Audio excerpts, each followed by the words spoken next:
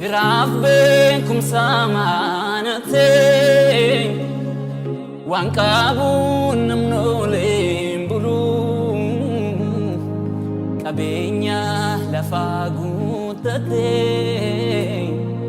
Tolegu yanama intulu Rabbekum samanate Wankabun namnolim bulu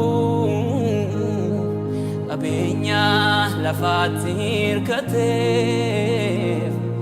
Tolegu yanama intulu Guyon ko guyatna flatada Wanta bayen si wajinda barse Duan ole di famakyar gade Barahaman fano kitines Guyon ko guyatna flatada Wanta bayen si wajinda barse Saban ole di famakyar gade Yero hamam fano kitines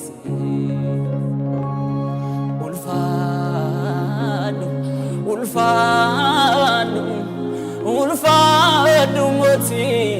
barabara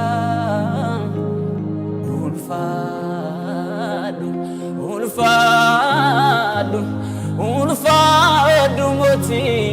barabara Ararike naf bayete Nujinta argira Ulfadu moti barabara Ararike naf bayete Nujinta argira Rabbekum samanate Wankabun namnolim bulu Abenya lafatir kate Tolegu yanama intulu Rabbekum satir kate Wankabun namnolim bulu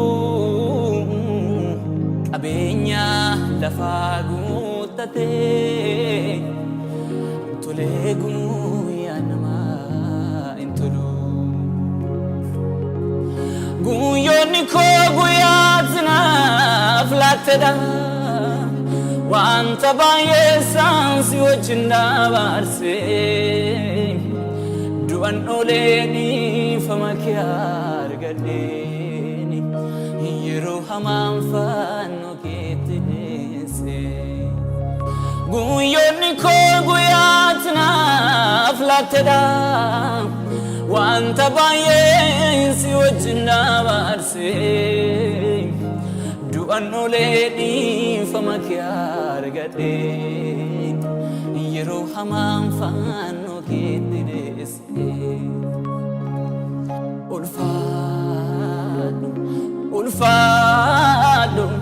Ulfadu moti barabara Ararike naf bayete Naujinta argira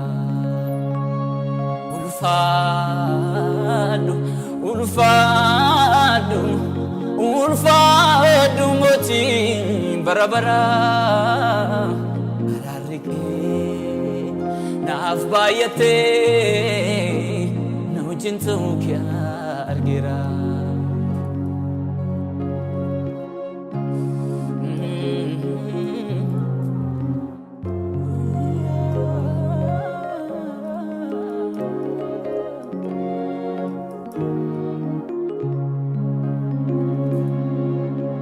Kabakanan jadu sinan ilale jiradu sikofa tera machuko harka ko sitigenadera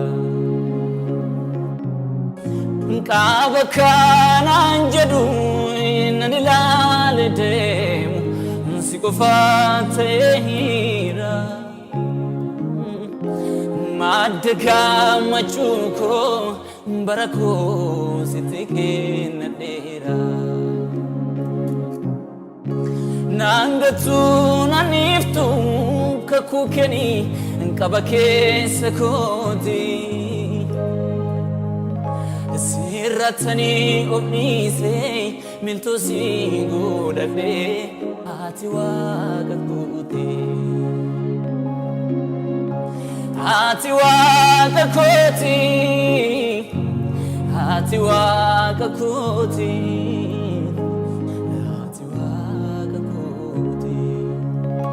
Ati waqakuti ati waqakuti ati waqaku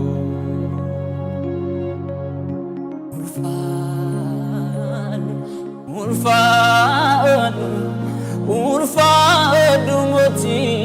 barabara ararike Naaf baay'ate na wajjin ta'uu kee argira ulfaadhu mootii bara gaarummaan kee naaf baay'ate na wajjin ta'uu kee